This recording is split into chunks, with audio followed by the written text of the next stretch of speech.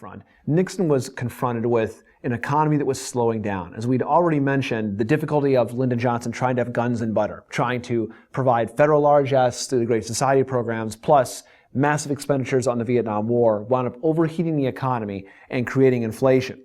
And so during Nixon's terms in office, the United States economy began suffering from what was known as stagflation. The economy began to become stagnant. You had high inflation and high unemployment all at the same time. Nixon, for his part, wanted to try to limit and constrain some of the Great Society New Deal programs. He sought to sort of return responsibility to the states. He wanted to roll things back a little bit. And his name for this was called New Federalism, to kind of place more of expenditures and allocations and responsibilities at the state level. And in doing this, he followed a policy initially at the Constitution, the Supreme Court found unconstitutional, called impoundment. Congress would allocate money to be spent within certain programs, and Nixon, as the executive branch, would simply refuse to spend the money.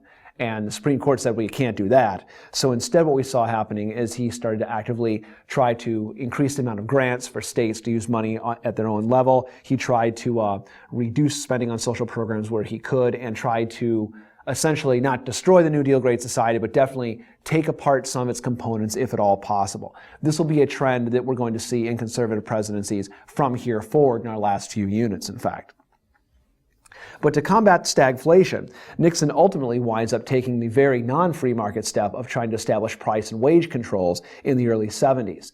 And these wound up meeting, as most of the economic solutions in the 70s did, with very limited success and progress. So the economy is slowing down, not gaining headway, at the same time that you still have dissension, which has moved from African Americans through anti-war movements, through the women's movement, into other minority groups that see their needs also not being met and consciousness being raised among those groups on a politically active level as well.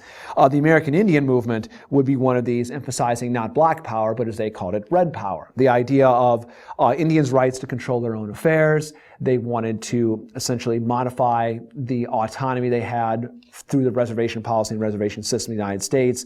And 200 members of AIM wound up seizing the Wounded Knee Battleground Memorial Site, which was the site of, as we'd seen in our earlier lessons, the last great great massacre that wound up breaking Indian resistance on the plains, or symbolic of that breaking or defeat at least. They wanted to dramatize Indian suffering, and they called for some affirmative action hiring and government reimbursements for Indian lands taken by whites. They don't necessarily get those goals obtained, but they do get a reworking, directly as a result, but in the aftermath of this crisis, which goes on for 70 days. A rethinking and reworking in the next couple of years of Native American relations to the government, to the states, takes place. And Native Americans begin to secure some legal tribal rights on their lands, within their communities, and autonomies that they did not necessarily have previously. You also have gay rights activism, born in many ways with the Stonewall Rebellion or Stonewall Riot of 1969, where you essentially had a police riot as they were closing down on a gay bar in the Stonewall section of New York City in Manhattan.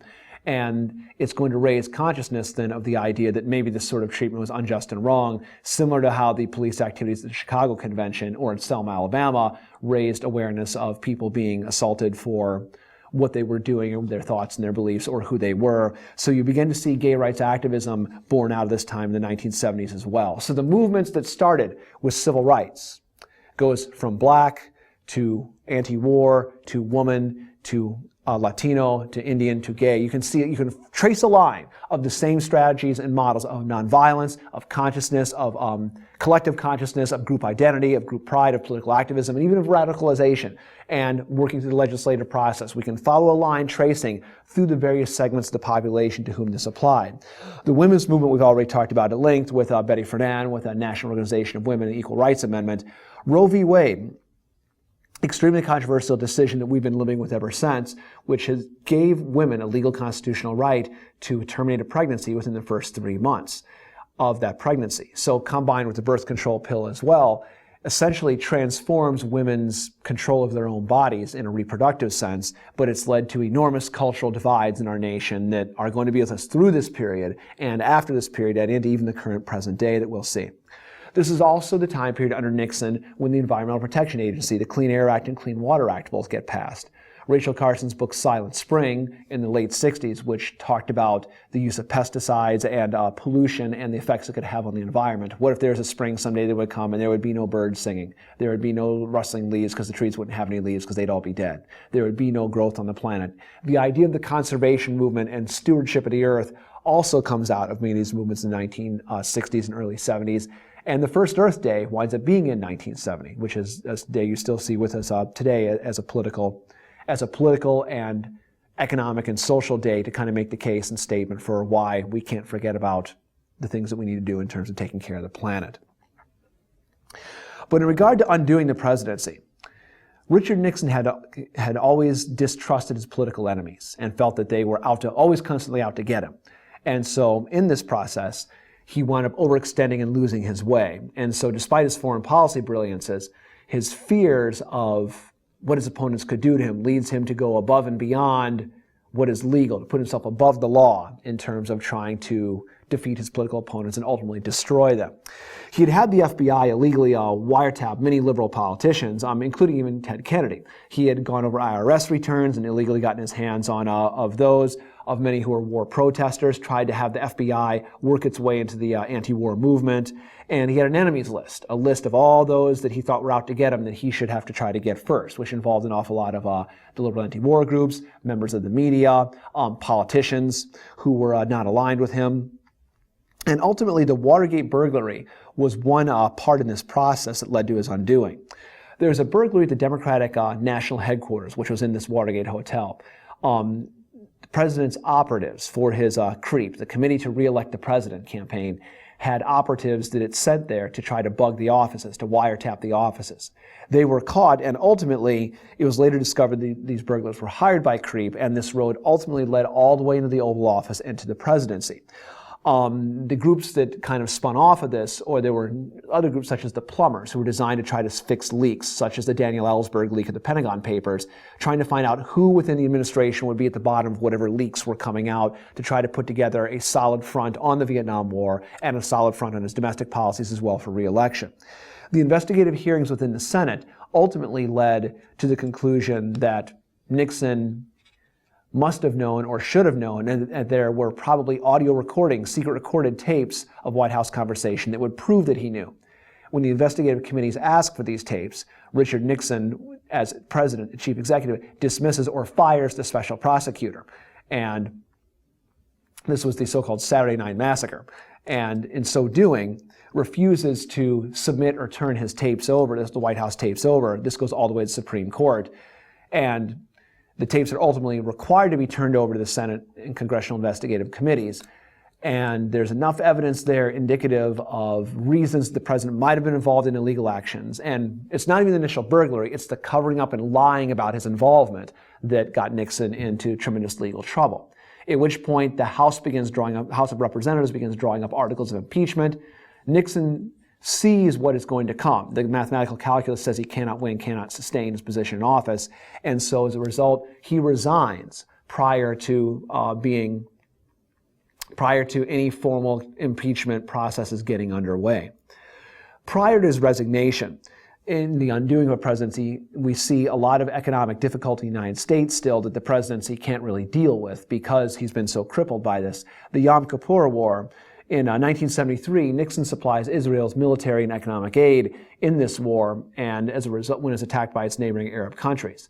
What this does is the United States winds up paying a huge economic price for this, as it leads to the rise of OPEC, the Organization of Petroleum Exporting Countries, predominant number of which were Arab. And the Arab nations, in retaliation, ban or boycott sending oil to the United States, which provokes the first energy crisis in the U.S. We become aware of for the first time that we're dependent not just on oil, but dependent upon an awful lot of foreign oil. And so this energy crisis and energy dependency, coupled with high unemployment, coupled with high inflation and high prices, the price of oil shot through the roof during this, leads to a major economic slowdown during this time period.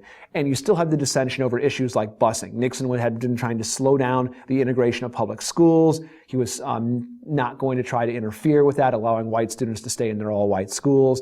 This was also part of his Southern strategy that we'd mentioned in an earlier review segment to try to get his re-election in 72, was to appeal to the George Wallace voters, appeal to the conservatives of the white South, what he called the great silent majority.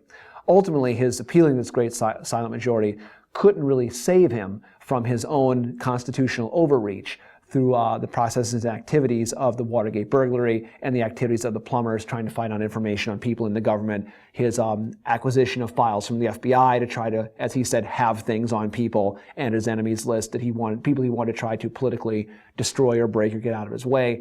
These overextensions wound up leading to his resignation. Now, the good news is it means that the positives were that the constitutional machinery worked. The machinery did not allow for the abuses of power that could lead to a tyrannical regime. The bad news, the downside, the drawbacks are the Vietnam War, coupled with the blows of Watergate, changed the fundamental way that people saw their government, and have changed it ever since. The American public has never viewed their leaders or their government or the political process the same since these activities. And there's been a damaging or a wounding of this whole national concept of leadership in government and government doing what it ought to do and having faith and trust in the leadership in the media. That's all gone away in the time period since, which has in many ways kept some of the divisiveness of Watergate in those cultural wars that are going to follow the next chapters around with us, and has sustained them ever since. We've never had the same kind of uniform political and economic consensus prior to this time period, the 60s, that we had. We never had it after as we had it prior, this time period, the 60s, which is really more of a 64, 74 period that we've mentioned. But so we're going to sort of wander from this then into a period of limits, a period of some self-doubt, a period of trying to find our way again. And that will be the latter half of the 70s. And then we do eventually find, as a nation, a political narrative or thread, which will culminate in what will be in our next lesson as well, the Reagan Revolution of 1980.